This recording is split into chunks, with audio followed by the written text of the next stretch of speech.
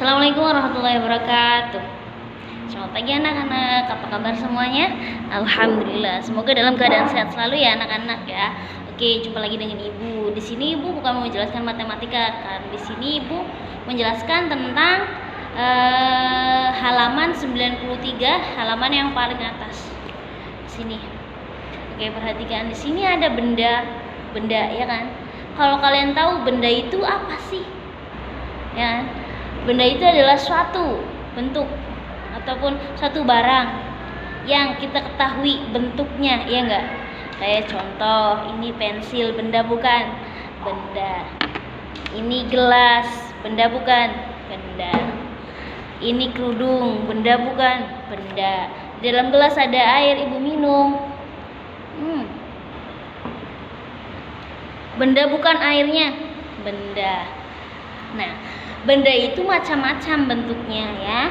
Contohnya, benda itu macam-macam. Ini ada pensil, dia bentuknya panjang. Ini ada buku, dia bentuknya lebar, bisa dibuka-buka. Ini ada gelas, dia bentuknya berlubang, ya kan?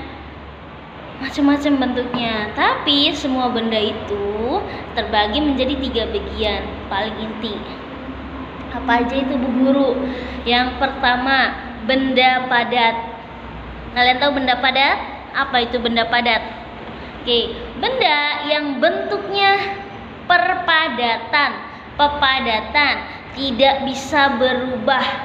Contohnya, ini pensil, betul? Coba kita tekuk, bisa nggak? Nggak bisa, soalnya dia benda padat. Ada lagi, ini botol, kita tekan-tekan begini, dia bolong-bolong nggak?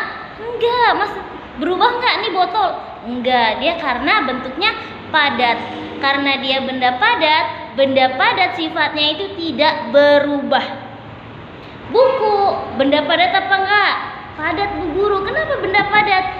Buku ditaruh di tas, enggak bakalan buku ini jadi tas, tetap jadi buku. Nih, botol ditaruh di tas, jadi tas apa? Jadi masih tetap botol. Masih botol. Contoh lagi nih pensil. Kalau pensil masuk tempat pensil, jadi tempat pensil bukan?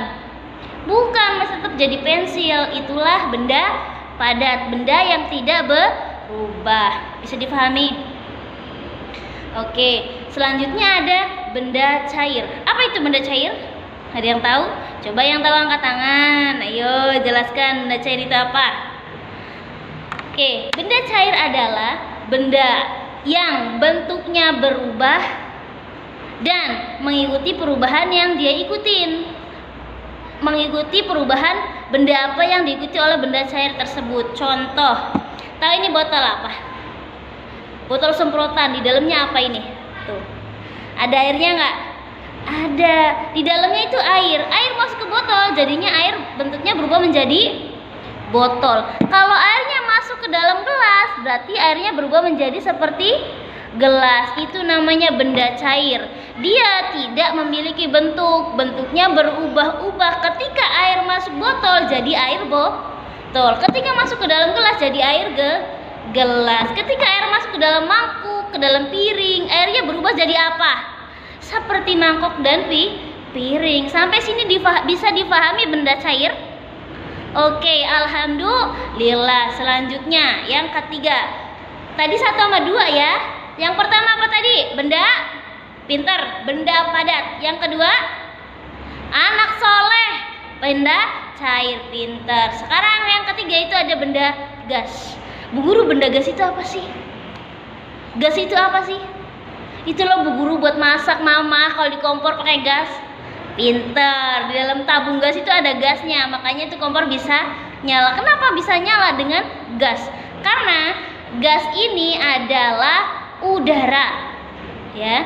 Gas adalah benda yang tidak terlihat bentuknya, tapi dia itu bisa dirasakan. Contoh, kita berdiri di depan rumah, tiba-tiba ada angin juga termasuknya gas, ya. Bisa dipahami sampai sini.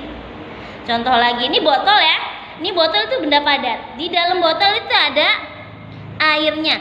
Botolnya benda padat, airnya benda cair. Ketika disemprotkan, kelihatan nggak semprotannya? Kelihatan kan? Nah, itu yang menyemprotkannya adalah benda gas. Kenapa? Dalam botol ini ada sisi ruang, di mana sisi ruang ini diisi oleh gas.